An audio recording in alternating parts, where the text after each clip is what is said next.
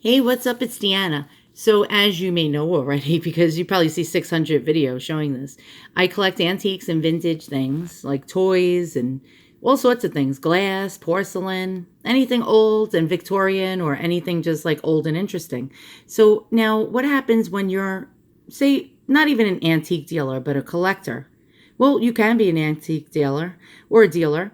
And so you're looking for sleepers, and sleepers are things that other sellers on eBay list, and they list possibly in the wrong category, or they list it not knowing what it is. How do you find these things? And that is how I find my things at lower cost because I don't have a high budget.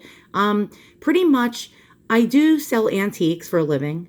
I have two boots in an antique mall, and I do sell on Etsy, but for the most part, I don't consider myself a dealer. I consider myself more of a collector. So I sell things in order to get the money to buy other things. So that's pretty much what I am. So now I'm going to show you something that happens on eBay, and I'm going to give you a little bit of a strategy on how to find rare, valuable, antique and vintage treasures. So for example, I collect antique teddy bears, and here's a little bit of a thing that eBay does that may throw a monkey wrench into you finding your sleepers. So for example, I'm looking for an antique teddy bear. Now, generally, if you type in antique teddy bear, you're really not going to find sleepers because somebody already identified it as antique and pretty much they know what it is. So the prices are going to be a little higher on things like that. And they're going to be most likely listed in the correct category. But nonetheless, I'm going to show you an example of something that happens that you need to keep your eyes open for when you are searching on eBay looking for sleepers. So for example, you see I typed in antique teddy bear. So now let's go on the search over here and see what happens. I'm going to show you something that happens that is pretty sneaky of eBay. So, okay, so here we go. I hit the search, and look what they did.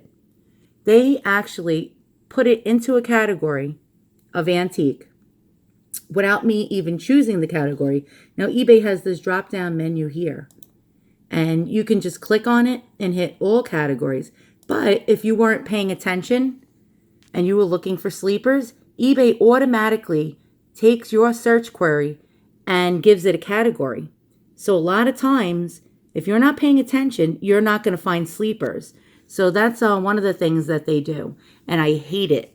So I always have to keep my eyes out and make sure that they didn't do that to me. And a lot of times I don't pay attention and I'm daydreaming and I'm searching along, and then I spend like 10, 15 minutes looking for sleepers, and then I realize that they threw me into a category, and then boom, it really, really, really wasted my time. So another thing, now if you're looking, say you live in the United States of America, and you're looking for antique painted glass. All right, so for example, I look for antique painted glass. So it's glass or crystal that was hand painted.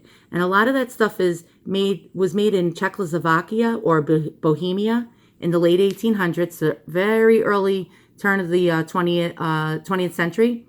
And that stuff is sometimes Moser glass, and Moser glass can be worth thousands of dollars. So for my sleeper, for me searching for that as a sleeper, I'll type in like old painted glass or vintage painted glass, trying to find a sleeper. So for example, old painted glass.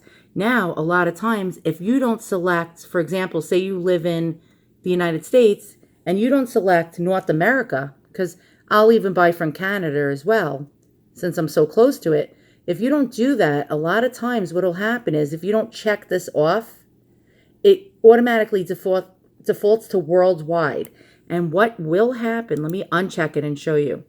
A lot of times now, you're going to get cheap Chinese replicas and garbage. So if you don't do that, that's basically what's going to happen to you. Now, I'm going to go here. I unchecked it. See? China. You don't want Chinese stuff if you're looking for rare antiques or vintage collectibles. So that we're going to get rid of. So immediately, always check that it's under North America.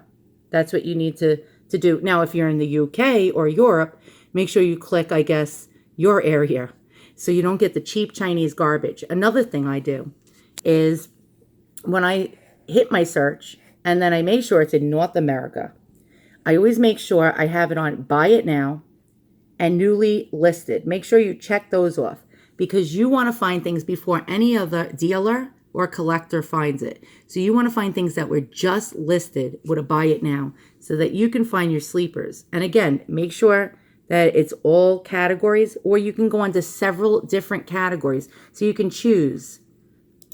Like I go into many different, and I try to stay out of like the antiques category, but I'll go under like other things like pottery and glass. I'll go into collectibles. I'll go into all sorts of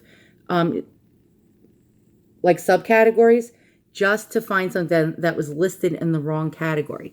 Now, another thing that you can do is misspell words on purpose, or if something has a certain spelling, like it has 2 R's in it, drop the R.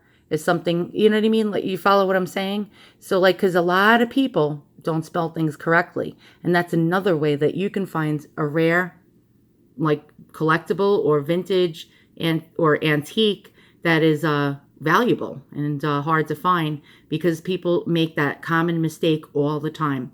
So once again, thanks for watching. If you like what you see, hit the thumbs up and subscribe. And happy searching for your sleepers, and good luck.